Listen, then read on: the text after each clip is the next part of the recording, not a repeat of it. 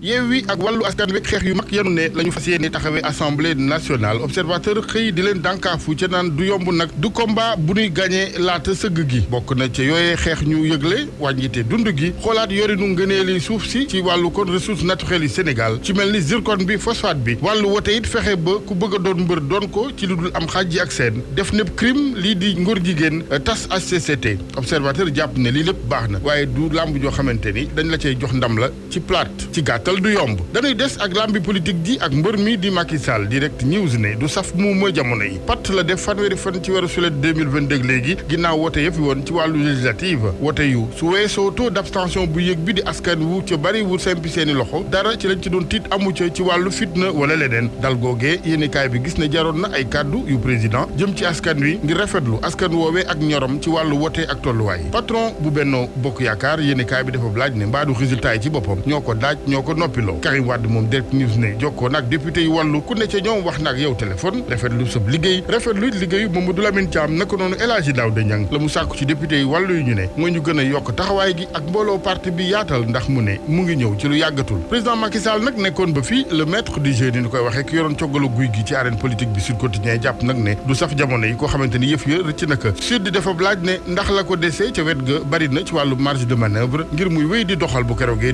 2024 ci l'info njàngatu professeur Ibou Sané premier ministre bi Sénégal soxla mu ne mooy kuy defar kuy boole nit ñi ku mën a wax ak nguur gi di mën a wax ak opposition bi lu jëm ci ñi fare ak nguur gi nag professeur Ibou Sané la mu jàpp mooy jikko yu bon yenn yi nu toppe woon ñenn ci waa PDS dab na leen maanaam ak rëy ak beew liggéeyatunu mu ne candidature am déet bu Macky Sall 2024 nag mu ne su ko waxoon tey jii leeral ko moom président Sall ne du doon candidat bu keroogee réew mi kenn dootu fi am jàmm di nga gis ay mbër yu ne bu xeet ku ne taxaw di bàkku ñuy xeex ak rayante seen biir muy nag ñi fareek président Macky Sall mu ne ak ñi ci opposition bi yëpp daanu xeexoo ne ay dof ci gis-gisu professeur Ibou Sané PDS mu ne parti bi su Karim Wade dikkaatoon dina dekkiwaat ndax militants yi demoon feneen daañ dellu si PDS deewul bokk na ci parti yi gën a samp ci réew mi li ñuy woote gauche nag ci arène politique bu Sénégal professeur Sané jàpp ne gauche mu amatul ndax bu njëkkaan lañ daa xeexe mooy ngëm-ngëm idéologie wala gis-gis waaye léegi mu ne ñenn ci ñoom pouvoir ak poste rek dossier Adji Sarr Ousmane Sonko le professeur beneen Iba Barry Camara waxtaane moom ci yéenekaay bi di Source A jokkoo gi ci ñenn ñi jokkoo ak cour européenne des droits de l'homme mu ne loolee ak naxee rek la cour boobee di ëttub àtte yoonam newul ci mbiri Ousmane Sonko Adji Sarr ndax ya muy faral di àtte mooy wàllu génocide paate gu law ca yaatu ci askan walaw xeet ay torture di métital ak it ñaawteef yu bon mbiri Adji Sarr Ousmane Sonko déni justice amu ca yëf ya mu ngi ci loxol yoon te ñu ngi koy doxal mu ngi ci instruction ca la ñu toll mu ne kon waxi cour européenne droits de l'homme yàq sa wax la